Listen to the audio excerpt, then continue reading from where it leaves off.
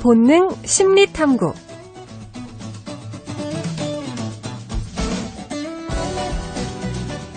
우리가 살면서 왜 이런 행동을 하는지 본능을 통해서 알아보는 시간입니다. 감정노동연구소 김태흥 소장과 함께합니다. 소장님, 안녕하세요. 네, 안녕하세요. 네, 제가 이 시간을 아주 재밌게 듣고 있었거든요. 근데 제가 직접 이렇게 만나뵙게 되니까 굉장히 영광이네요. 아유, 감사합니다. 오늘도 좋은 말씀 부탁드리겠습니다. 오늘은 본능으로 해결하는 창조 능력을 주제로 말씀해 주신다는데 어떤 내용인가요? 우리가 창조력, 창조 능력, 새로운 걸 개발하는 그런 거 그러면은 자꾸만 새로운 아이디어 발상법, 여러 가지 기법들이 많은데, 네. 요거를 또 본능으로 해결하는 법도 있습니다.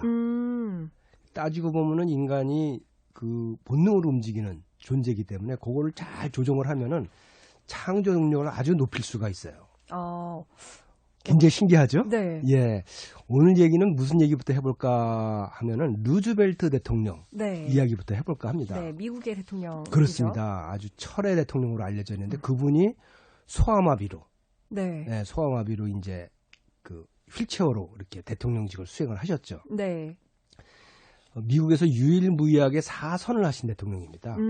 하도 오래 집권을 해서 그 대통령 이후에 이제 2선 이상 못하도록 만들어가지고 할 정도로 아주 오랫동안 하고, 또 미국이 굉장히 어려울 때 그 경제 정책을 잘 써가지고 미국의 경제도 살리고 소련과의 냉전 이런 문제로 해서 잘 해결하는 그런 훌륭한 대통령이긴 하지만 개인적으로는 그 소아마비로 네. 굉장히 불행했었죠. 서지 못하고. 네네. 그분은 특이하게도 한 30대에 소아마비가 걸렸어요. 네, 수영을 어렸을 하다가. 때 보통 소아마비가 걸리는 게 아니라 30대에 예, 그래서 그분이 걸린 게 소아마비가 아니다. 소아마비가 아니다. 그런 학설도 있고, 맞다. 소아마비다. 그런 학설도 있는데, 소아마비라는 게 더 지금 더 이렇게 우세한 학설로 받아들여지고 있어요. 네. 받아들여지고 있는데, 실제로 그 당시 그 50년대, 60년대 미국에서 그 많은 그 평범한 시민들의 큰 고민 또 공포 중에 하나가 뭐였냐면 바로 소아마비였습니다.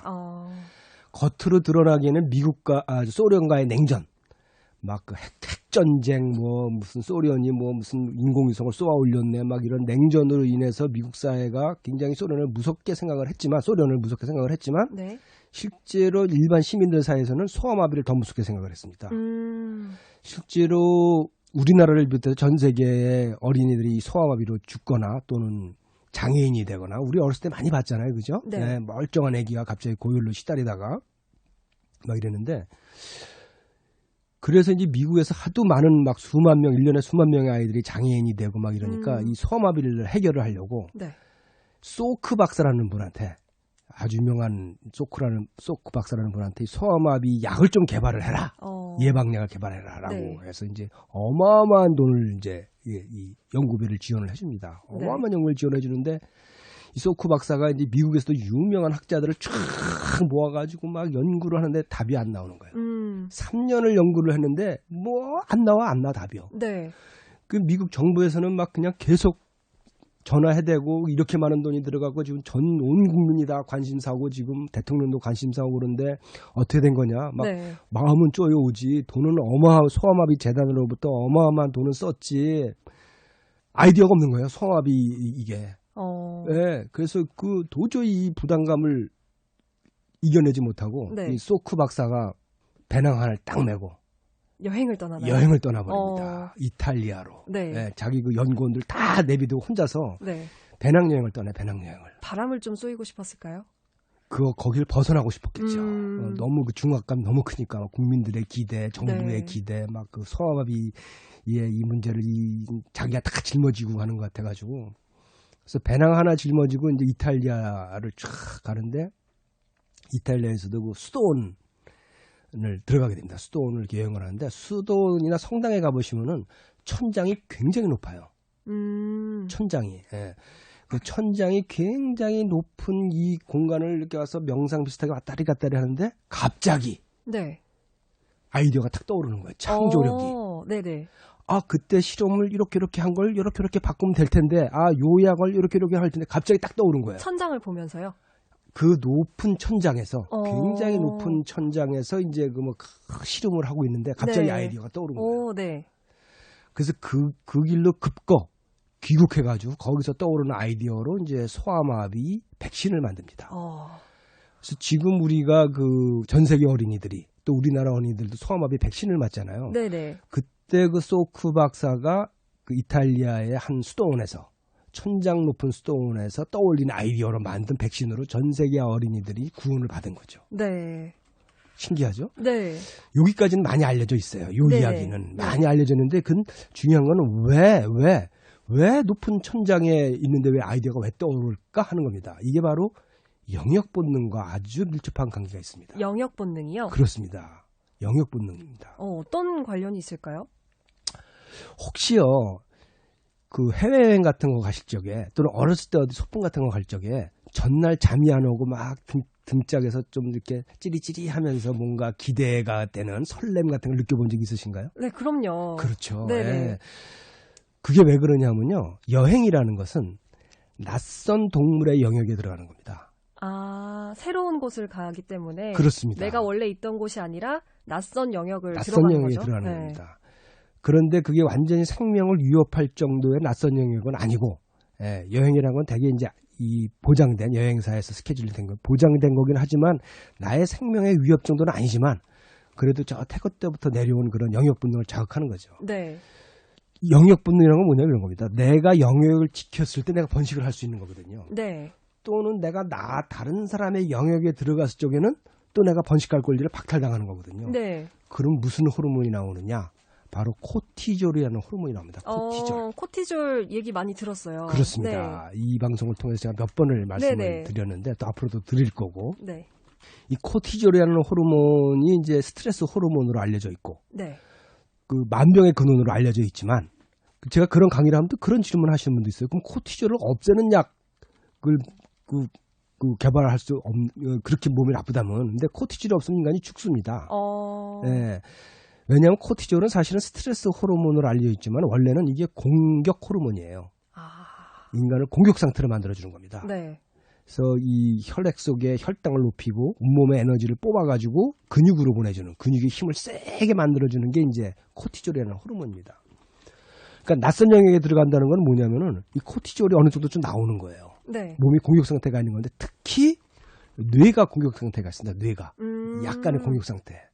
이게 지나치게 나오고 오랫동안 나오면은 뇌가 망가져가지고 우울증이 되고 공황장애가 되지만 어느 정도 살짝 나오면 뇌가 각성이 돼요. 좀 각성하기 위해서 어느 정도 필수적으로 필요한 거군요. 그렇습니다. 네. 그러니까 우리가 예를 들어 석기시대 한번 보죠. 만약에 사자나 호랑이가 나타났다. 그럼 뇌가 굉장히 빨리 돌아가야 돼요. 네. 막 이리로 피할까 저리로 피할까 돌멩이를 던질까 막 이게 순식간에 따다다다닥 해야만 그럴 때 있잖아요. 급하실 때 보면 막 뇌가 막 차차작 돌아갈 때가 있잖아요. 네. 그게 코티졸 작용입니다, 사실은. 그러니까 몸만 공격 상태가 있는 게 아니고 뇌도 공격 상태로 만들어주는 게 코티졸이에요. 대신에 세로토닌 수치는 떨어지죠. 네네. 그때 뇌에서 그 뉴런의 아주 급격한 연결망이 이루어집니다. 네. 급격하게.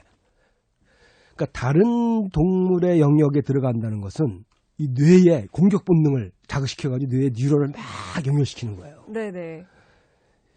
이 높은 천장, 이탈리아라는 데 가가지고 높은 천장이, 이 천장이 낮은 데와 높은 데 어떤 차이가 있냐면요. 혹시 그 자기 사무실에 그 천장이 낮게 근무하는 사람 또는 자기 책상이 있는 사람과 미국의 IT 회사 보면 자기 책상이 없는 데가 있어요. 네. 그 왜 책상을 없앴을까요? 그게 창조력이 높아진다 그래요. 그게 왜 그러냐면 자기 책상이 없으면요. 영역 본능이 자극되는 거예요. 영역 본능이 막, 그래서 뇌가 막 돌아간다. 그래서 창조력이 막 나와요. 스트레스를 이제 조금 주면서. 그렇습니다. 그런데 문제는 뭐냐? 그렇게 자기 책상이 없는 오픈된 공간에 1년, 2년 근무를 하면은 사람이 아파요. 집단적으로 아파요. 네. 문제가 심각해집니다. 아니, 제가 얼마 전에 본 기사에서 네. 우리나라에서도 이제 자기 책상을 없앤다 이런 회사들이 조금씩 생겨나고 있다는 기사를 그러니까 봤거든요. 사장님 입장에서는 좋을 수 있죠. 네. 이게 막 내가 긴장을 해가지고 막 창조력은 나오지만 사람들이 이제 계속 오랫동안 노출이 되면 이제 아파지는 거죠, 몸이. 네. 몸이 아파지고. 그렇겠네요. 그런 부작용. 그래서 자기 공간과 오픈된 공간이 이제 혼재되어 있는 사무실이 좋습니다. 그러니까 이게 천장도 마찬가지예요. 천장도 낮은 공간은 인간한테 안정성을 주고 바로 나의 영역을 확보한 느낌을 줘요. 네. 세로토닌 상태가 됩니다. 근데 높은 공간, 또 개활지, 열려있는 공간 이런 데는 영역 본능을 자극합니다. 다른 공간에 온 것 같은 네. 그런 느낌에서 코티졸 상태를 만들어요. 그래서 뇌가 막 연결이 일어납니다. 다시 아까 그 소아마비 얘기로 돌아가 보면 네네. 소크 박사가 그 천장이 높은 데 가가지고 아이디어가 탁 떠오른 것은 바로 다른 동물의 영역에 들어간 것과 같은 효과가 네. 일어난 거죠. 그래서 뇌에서 막 연결이 일어나가지고 과거에 요 실험을 이렇게 연결하고 요 약을 이렇게 연결하면 되는 거를 이걸 몰랐구나 하고 떠오른 이유가 바로 영역 본능을 자극시켜서 그렇습니다. 그러면은 말씀을 정리해보면 새로운 여행지 또 거기에 가서 만난 높은 천장이 그 의사에게는 좀 큰 스트레스로 다가왔고 약간의 스트레스. 네, 약간의 스트레스로 다가왔고 그게 결국은 창조의 비결이 되었다. 그렇습니다. 그런 말씀이신 거죠? 그래서 혹시 지금 문제가 잘 안 풀리고 네. 뭔가 풀릴 듯한데 막 그 압박감이 있다 그러면 맞아요. 훌쩍 떠나서. 여행을 떠나서 천장 높은 곳에 여행을 떠날 돈이 없다. 그러면 가까운 호텔의 로비에 가시면은 거의 3층 높이의 천장. 그런데 앉아서 커피 한 잔 마시고 있으면 아이디어가 떠오를 수가 있습니다. 아니 스트레스를 항상 좀 없애려고 보통 생각을 하잖아요. 근데 이런 식으로 생각을 해보니까 스트레스를 없애는 것이 이제 오히려 조금 공부 능력이라던가 좀 이렇게 좀 앞으로 진전이 필요한 상황에서 좀 오히려 더 안 좋겠네요. 스트레스가 너무 없으면 사람이 바보가 되고 무기력해집니다. 실제로 코티졸 수치가 너무 낮은 사람들은요 굉장히 무기력해져요. 의욕이 없어요. 누가 와서 때리면은 네. 날 죽여라 그런 분들 있잖아요. 네네. 세상에 대한 의욕도 없고 그런 분들은 대부분 코티졸 수치가 너무 낮은 분들. 그래서 어느 정도 코티졸 수치를 좀 높이려면 그런 낯선 곳에 또 천장 높은 곳에 좀 개방된 곳에 여행을 할 필요가 있습니다. 네, 오늘 본능으로 보는 창조 능력에 대해서 소장님과 이야기를 나눠봤는데요. 창조 능력은 타고나는 거라고 좀 생각을 했는데 그게 아니라 호르몬이나 좀 그런 것들에 의해서 영향을 받는 것이다라는 거를 배울 수 있었고 또 스트레스가 굉장히 좀 몸에 안 좋고 안 좋은 영향을 끼치는 거라고만 생각을 했는데 이제 스트레스 받으시는 분들 좀 생각의 전환을 통해서 앞으로 좀 이제 스트레스가 나의 몸을 일깨우고 있구나라는 생각으로 긍정적인 변화를 삼는 계기가 됐으면 좋겠습니다. 오늘 감정노동연구소 김태흥 소장과 함께했습니다. 소장님 감사합니다. 네, 감사합니다. 본능 심리탐구.